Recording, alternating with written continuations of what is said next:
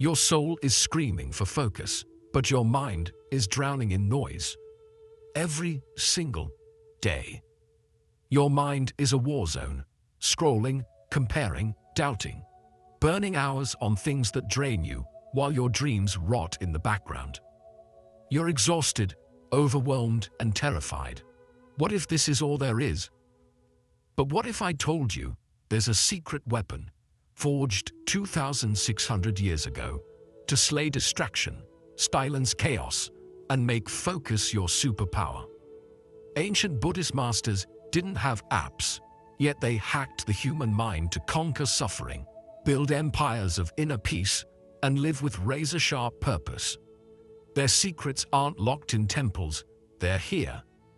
In this video, you'll steal 6 forbidden lessons to shatter the chains of guilt and procrastination, like a blacksmith melting iron. Rewire your brain to crave discipline, not dopamine. Unlock a focus so fierce you'll outwork anyone without burning out. But these aren't cute quotes. These are mind-altering truth. Like the monk who stared into a waterfall for 9 years to master concentration, or the samurai who practiced one sword strike 10,000 times, this is about ruthless self-mastery. You'll discover the one phrase Buddha used to kill anxiety works in 10 seconds. Why suffering is your greatest teacher, and how to weaponize it. A deadly ritual to purge toxic habits for good. This isn't self-help, this is self-revolution.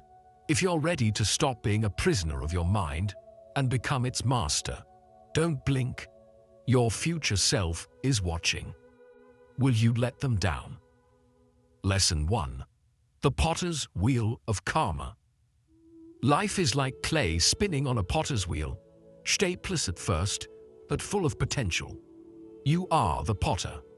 Your hands, your choices, your actions, they shape the final form. But too often, people blame the spinning wheel of fate, luck, or circumstances beyond their control. They wait for life to mold itself, unaware that the real power has always been in their hands. In Buddhism, karma is not a mystical force of luck. It is intentional action, the energy you put into the world, and the way it ripples back to you. Every thought, every choice, every response is a brushstroke on the canvas of your destiny. Blaming others for your struggles is like letting someone else sculpt your clay. It strips you of your power. But responsibility is not a burden. It is freedom. The moment you take full ownership of your life, you reclaim the ability to shape it. Buddha once said, "You are the heir to your actions. Whatever you sow, you reap." Let that sink in. Every challenge you face is a reflection of something you either created, allowed, or ignored. And this realization is not meant to shame you, it is meant to awaken you. Because if your past choices built today's reality, your present choices can build a new future. Imagine waking up every morning and declaring, "Today, I create my reality." How would that change the way you show up? Would you still let distractions pull you away from your goals? Would you still waste time waiting for someone else to fix things for you? And at night, before you sleep, ask yourself, what did I contribute to today's challenges? This practice isn't about guilt, it's about clarity. When you take radical ownership of your actions, you take radical control of your life. So ask yourself, what clay are you letting others mold for you? Are you shaping your life with intention, or are you allowing external forces, society, fear, opinions, to dictate its form? How different would your reality look if you owned 100% of your choices? The potter's wheel keeps spinning. The question is, will you take control and shape your life? Or will you let the clay harden into something you never intended? 2. The bridge of right intention. Life is a bridge suspended over turbulent waters. On one side, uncertainty, regret, and stagnation. On the other, clarity, purpose and fulfillment. The only way to cross is by laying down planks, each one a conscious goal, a step forward. But here's the truth. Most people never build their bridge. They stand at the edge, lost in vague wishes, waiting for direction to appear. But direction isn't found. It's created. Buddhism teaches the principle of right intention. It is the foundation of the Noble Eightfold Path, a guide to wise living. And at its core, it says, clarity of purpose eliminates suffering. Think about that. Most pain in life doesn't come from failure. It comes from hesitation, from wandering without a map, from chasing what is not meant for you. The Buddha taught, a disciplined mind brings happiness. Because when your mind is undisciplined, your energy scatters. You chase distractions, compare yourself to others, and wonder why life feels directionless. But when your mind is focused, when you act with clear intention, you stop drifting and start building. Too many people set goals like fragile paper boats, vague, weak, easily sunk. They say, I want to be successful. But they never define what success means to them. They say, I want to be happy. But happiness isn't a destination. It's a result of how you live each day. This is why Buddhist wisdom urges specificity. Your goals must be the planks of your bridge, not just hopes, but solid steps forward. Instead of saying, I want to be healthier, declare, I am a person who nourishes my body and mind. Instead of saying, I want to start a business, affirm, I am a mindful entrepreneur, creating with purpose. When you write your goals as I am statements, you imprint them onto your subconscious. You don't just think about change, you become the change. Now ask yourself, is your bridge built on wishes or blueprints? Are your dreams structured with clear, actionable steps? Or are they just vague desires floating in your mind? Because every day you hesitate, the bridge remains unfinished, and the waters of doubt rise higher. But here's the secret. The first plank is always the hardest. The moment you define your goal with clarity, you create momentum. So, what would you dare to achieve if doubt vanished? Imagine standing on the other side of the bridge, looking back at the person you are today. Would that future self thank you for the decisions you made, the planks you laid? Or would they still be waiting at the edge, lost in uncertainty? Focus on your path, build with intention, and step forward with purpose, one plank at a time. 3. The forge of self-mastery.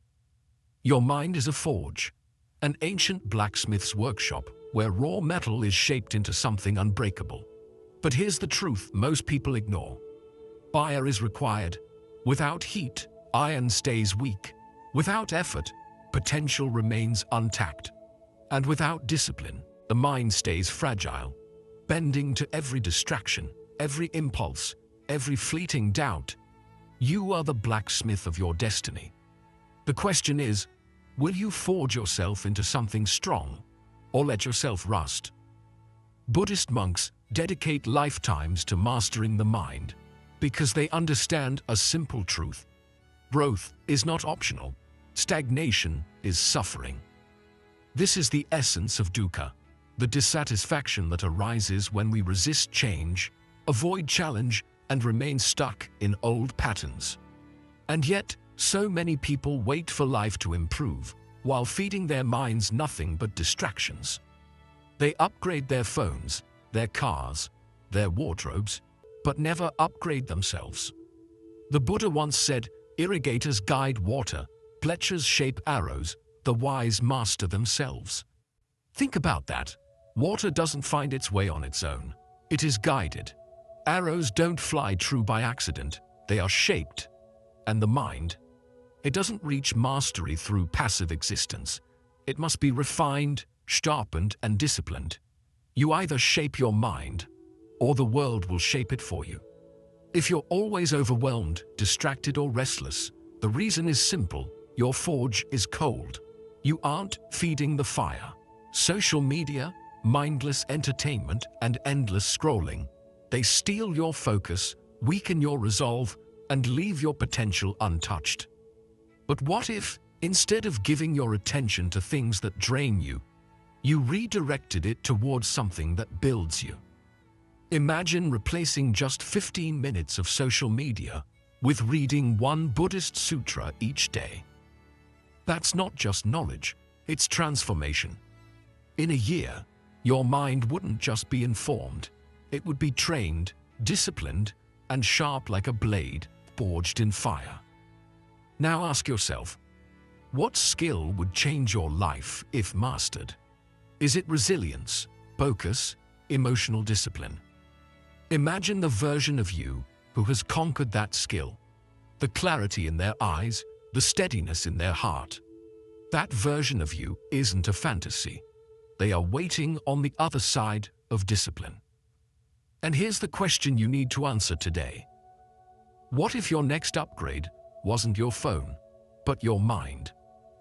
What if, instead of chasing temporary distractions, you invested in your own self-mastery? The fire is waiting, the forge is ready. The question is, will you step into the heat? 4. The archer's discipline. An archer does not hit the target by chance. They stand firm. They align their stance. They steady their breath. And only then, with precision, do they release the arrow. Discipline is this stance. Focus is the arrow. And your goals, they are the target. But here's the truth. Most people never hit their mark.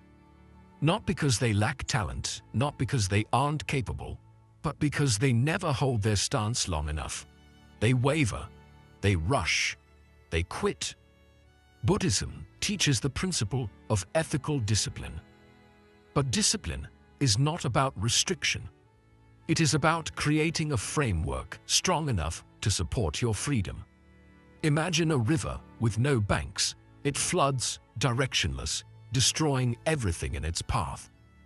But when given structure, it flows with power, cutting through mountains. Your habits, your routines, your daily discipline, these are the banks that guide the river of your life. The Buddha once said, "Drop by drop, the water pot fills." Likewise, the wise accumulate goodness little by little. Think about that. Success, wisdom, focus, these are not built in grand, sweeping moments. They are the result of small, consistent actions, repeated until they become who you are. Yet, most people underestimate the power of tiny acts. They think 5 minutes of meditation is too little to matter. They believe reading one page of wisdom daily won't change them. But just like a single drop of water seems insignificant, over time, it fills the pot. Over time, it reshapes you. The mistake most people make is waiting for motivation. But motivation is like the wind, unreliable. Discipline is the archer's stance. It keeps you steady even when the wind shifts. The secret: attach new habits to existing routines. Don't just say, "I'll start meditating." Instead, link it to something you already do. Brush your teeth. Meditate for 5 minutes right after. Drink coffee. Write down 3 things you're grateful for before the first sip. When habits are anchored to something familiar, they become automatic. They become part of you. Now ask yourself, what daily arrow are you failing to release?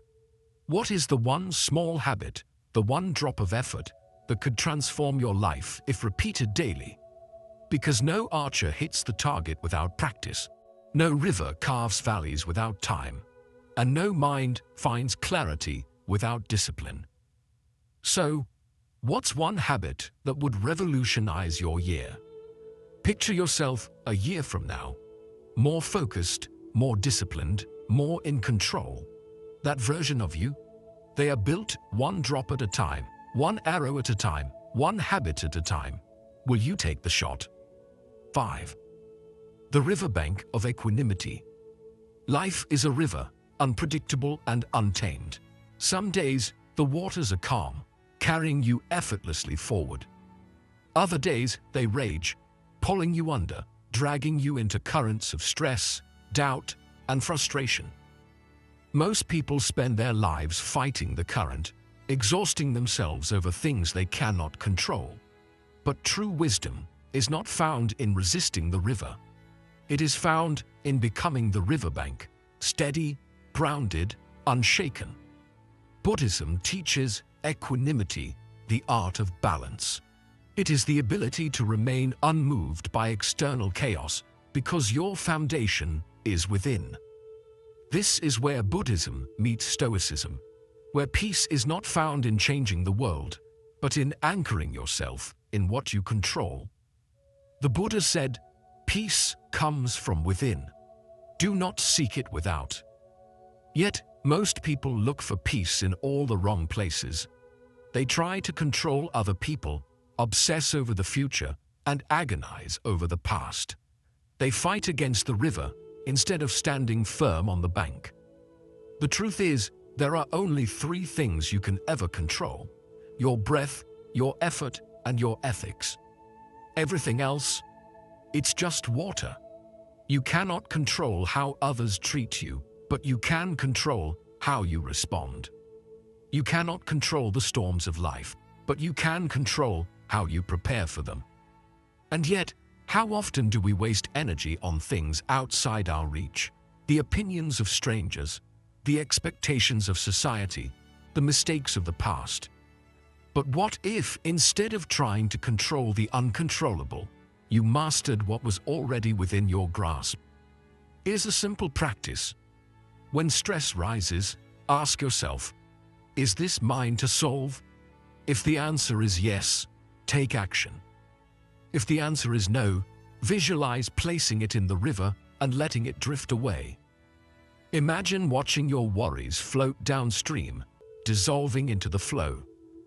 Because the more energy you waste on what you cannot change, the less power you have to shape what you can. So ask yourself, what river are you trying to swim against?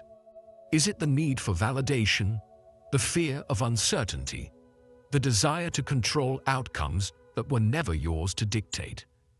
Now, imagine how much energy you would reclaim if you simply let go, if you stopped fighting and instead stood firm.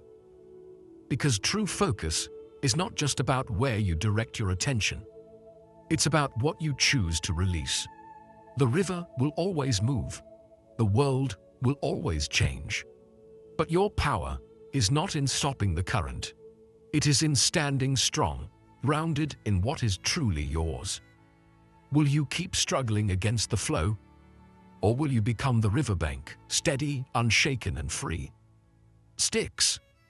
The phoenix of right view, fire destroys, but it also creates. The forests that burn are the same ones that grow back stronger.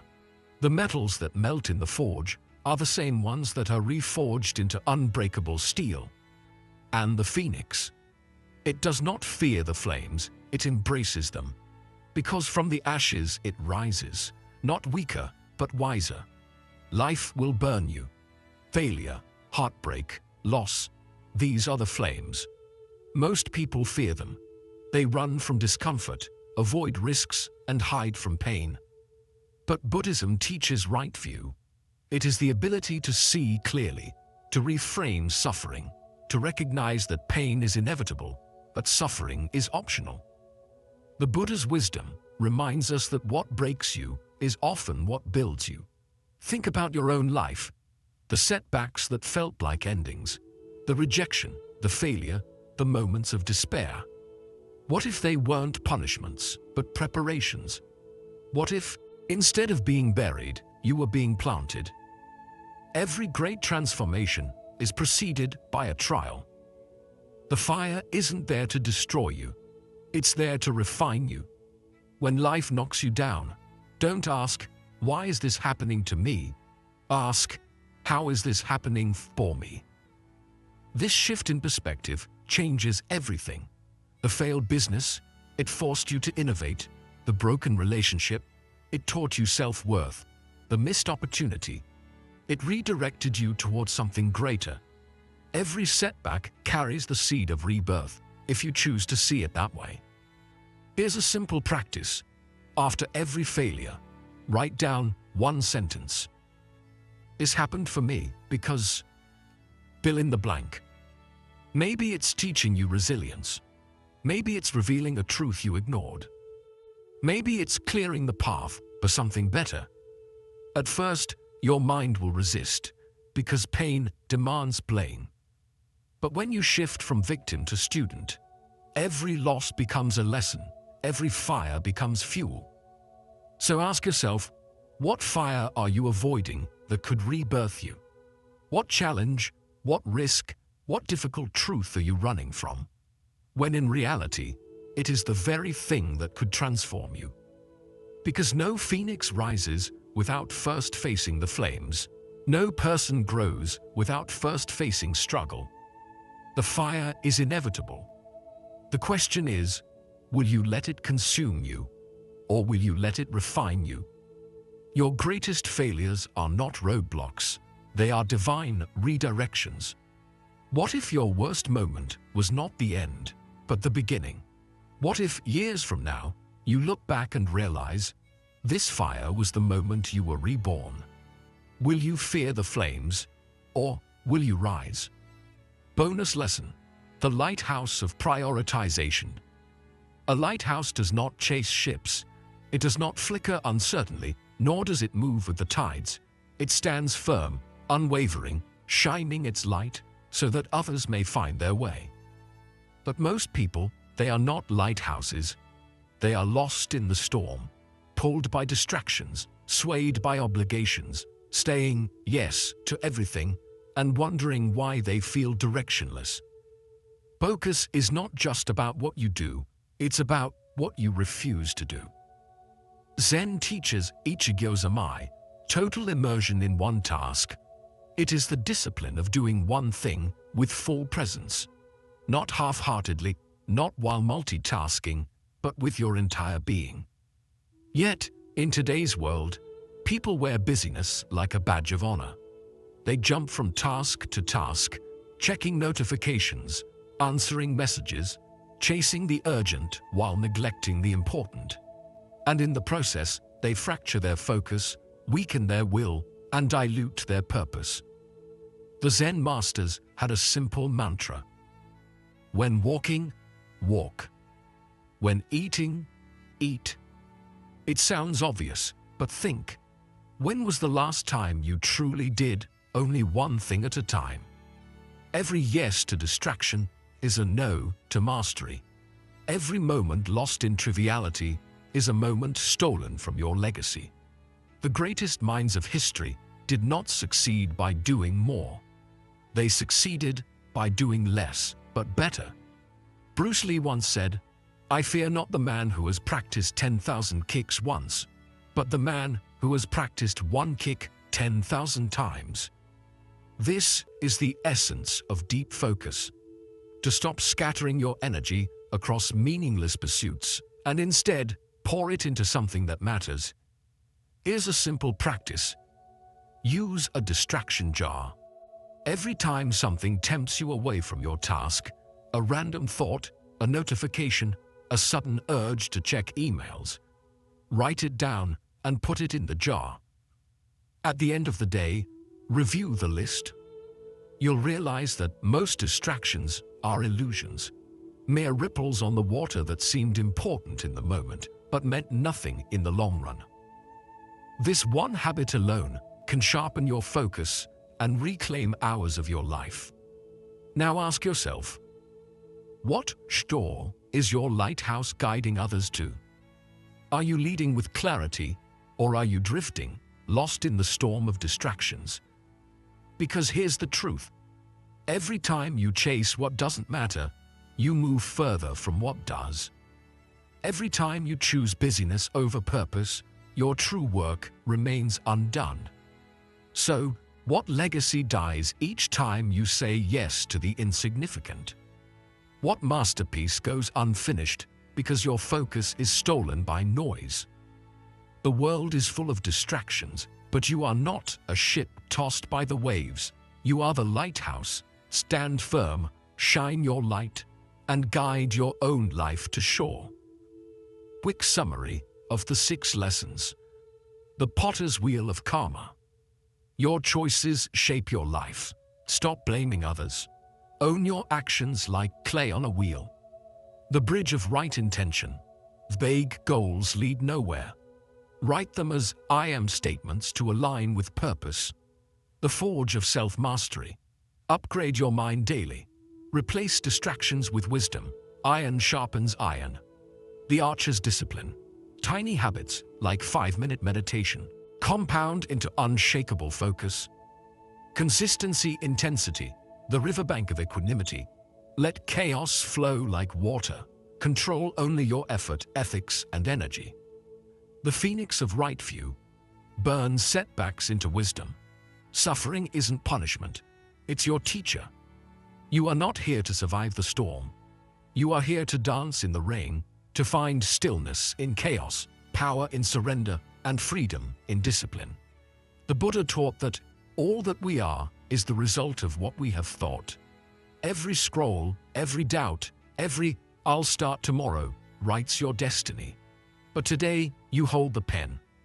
Zen masters say, when you reach the top of the mountain, keep climbing.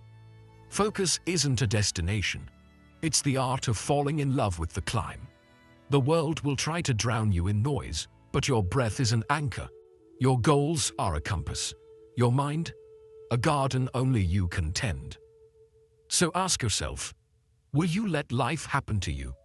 Or will you happen to life? The way is not in the sky. The way is in the heart. Buddha. A student once asked, "How do I find peace?" The master replied, "Stop losing yourself in what the world wants and start finding yourself in what your soul needs." If this stirred something in you, like, share, and scream yes in the comments if you're ready to focus like a master.